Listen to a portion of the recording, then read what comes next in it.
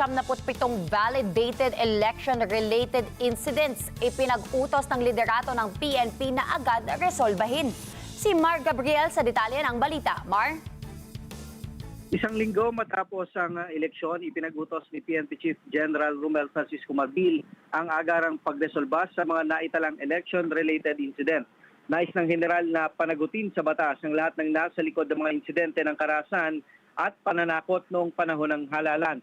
Base sa datos ng PNP, 77 insidente ang na-validate na may kaugnayan sa katatapos ng eleksyon. Sa kasalukuyan daw ay may lead na ang PNP sa nasabing mga insidente habang patuloy ang pagtugis sa mga sospek upang mabigyan ng hustisya ang mga biktima.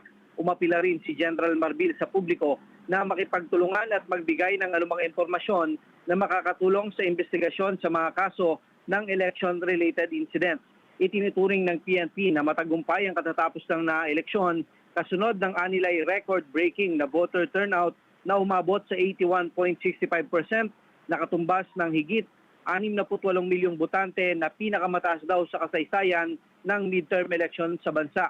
Susian niya sa tagumpay ng halalan ang kooperasyon ng COMELEC, Armed Forces of the Philippines, iba pang mga election stakeholders at ang malawakang deployment ng pulisya.